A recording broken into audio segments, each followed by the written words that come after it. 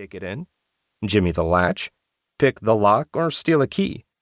Some attacks exploit vulnerabilities. The lock has a weak front plate that's easily drilled because of a defect in the casting. Some exploit design flaws. The lock has only a few pins, making it easy to pick. They can bypass our defense, walking over to a window. And in technological systems, the range of attacks seems endless and perhaps unknowable, a problem this book solves. One of the reasons that we fail at making secure systems is attackers have a great many advantages. They can study their target, plan their attacks, and launch them only when they feel confident. They can do what they will to take control of a system, make it misbehave, or embarrass its creator. And some of what attackers do is really very clever, and all of it is unexpected. That's tremendously important. In a great little video, the Death Star architect speaks out. The architect says, "The shot was literally not possible unless you had magic powers. Maybe if someone would have told me to account for space wizards when designing the exhaust ports, we would still have a Death Star."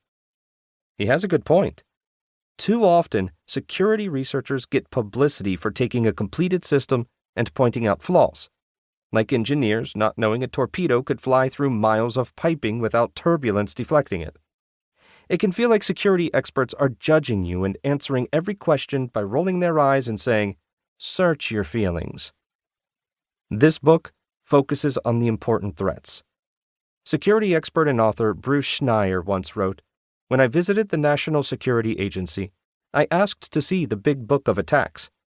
They told me there's no single place where it's all written down." This book aims to fix that. It's important because understanding the attacks is easier if there is a defined set of the attacks.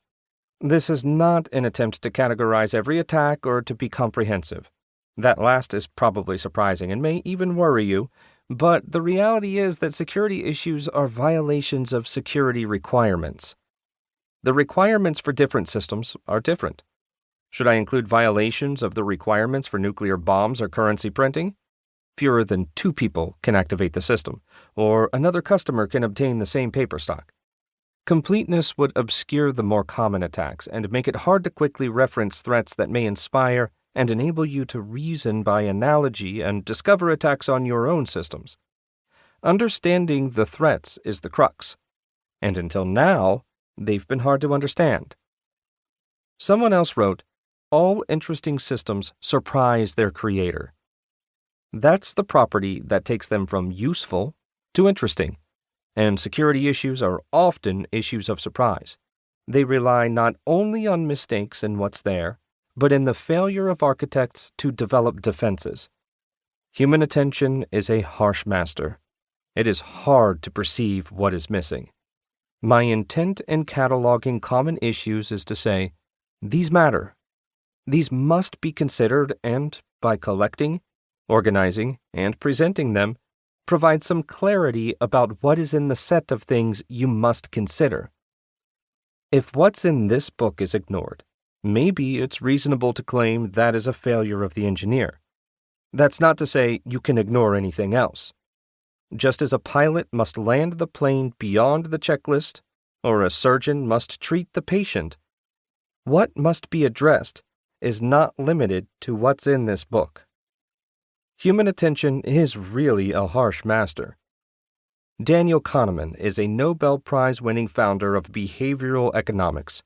In his lovely book, Thinking Fast and Slow, he uses only a single acronym, WYSIATI. What you see is all there is. The importance of what's in front of you is so great, it crowds out our efforts to remain aware and to keep in mind. Yet as an engineer, you must do exactly that. Keep in mind reliability, performance, usability, maintainability, and a great many other properties. We have many tools for managing such things, including automation, checklists, and the judgment of diverse teams. For this book, I am making a design trade-off and assuming that defenses are known and understood, or at least understandable once you understand the threats. So I focus on the threats and touch briefly on the defenses. That's a conscious trade-off to make the book.